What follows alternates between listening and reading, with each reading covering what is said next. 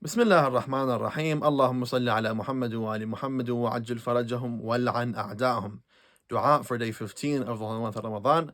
We recite in it اللهم ارزقني فيه طاعة الخاشعين واشرح فيه صدري بإنابة المخبتين بأمانك يا أمان الخائفين. We'll focus inshallah on the first line of this dua, in which we ask from Allah subhanahu wa ta'ala to bless us with the obedience of the khashi'een. Who are the khashi'un and what is khushu'? Perhaps khushu' is best defined as that state of humility in the presence of Allah subhanahu wa ta'ala and humbleness towards Him and feeling of utter reliance on Him Jalla wa Az. The believer is somebody who acknowledges that everything is in the hands of Allah subhanahu wa ta'ala. He is the creator, He is the sustainer, He is the all-powerful, all-knowing, and so on and so forth. But the khashi' is somebody who feels that reality throughout his life and throughout his daily activities, and therefore this leads him to having that ta'ah and obedience of Allah subhanahu wa ta'ala.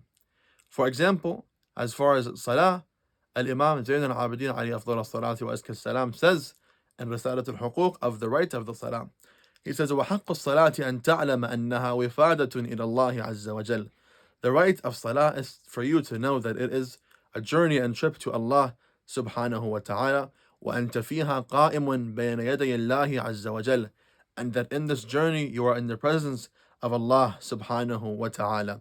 فَإِذَا عَلِمْتَ ذَلِكَ قُمْتَ مَقَامَ الْعَبْدِ الذَّلِيلِ الْحَقِيرِ.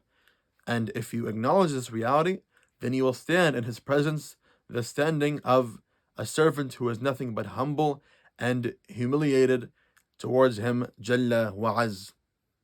الراغب الراهب, the one who fears from Allah subhanahu wa ta'ala's punishment, but also has that desire for His reward and Jannah. الراج الخائف, having hope in Allah subhanahu wa ta'ala and fear from Him and of His punishment. المستكين المتضرع, somebody who has utter reliance on Allah subhanahu wa ta'ala and utter need for Him and for His constant blessing of Him. المعظم لمن كان بين يديه بالسكون والوقار. And this will show in your actions that you are glorifying the one in whose presence you are. وتقبل عليها بقلبك. And as a result of all of this, then you will focus on the salah with your heart. وتقيمها بحدودها وحقوقها.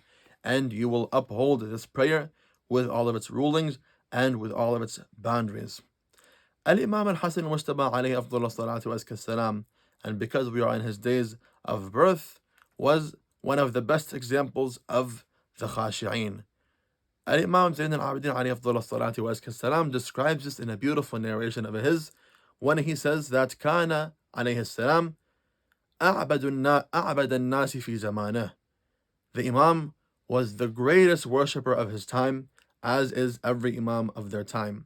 وأزهدهم وأفضلهم, the most ascetic of them and the greatest and most virtuous of the people of his time. وكان إذا حج ماشيا وربما مشى حافيا. And when he went to Hajj and when he went for pilgrimage of Allah subhanahu wa ta'ala, he would go barefoot, or he would go by walking firstly, even though he had camels and he had the means to go there riding on an animal, but out of this humility towards Allah subhanahu wa ta'ala and humbleness and groveling towards Him, he would go by walking. And sometimes the Imam says, sometimes he would go barefoot. And mind you, the trip from Medina to Mecca and the desert that you have to pass and so on and so forth, and in the heat perhaps sometimes, the Imam, because he felt this reality, he would go to Hajj in such a manner. The Imam continues and says, وَإِذَا ذَكَرَ الْمَوْتَ بَكَى. Whenever the Imam would mention death, he would cry. وَإِذَا ذَكَرَ الْقَبْرَ بَكَى. Whenever he would mention the grave, he would cry. وَإِذَا ذَكَرَ الْبَعْثَ وَالنُّشُورَ بَكَى. And whenever he remembers and mentions the resurrection and Allah subhanahu wa ta'ala bringing everyone for accounting them, he would cry. Why? Because these things were all present to him, to the Imam. They were not something that he was unaware of or forgets sometimes. Rather, he feels them and he knows that that day is going to come in which he will be held accountable for his deeds. Of course, the Imam has nothing but good deeds in his book of deeds, but because he is the best servant of Allah subhanahu wa ta'ala of his time and one of the best of all existence, he feels this utter humility towards Allah subhanahu wa ta'ala. And the Imam continues and says that whenever he would go and pray, he would start to shake, and whenever he would go do wudu, his face color would change, because he knows in whose presence he will be and whom he will be worshipping.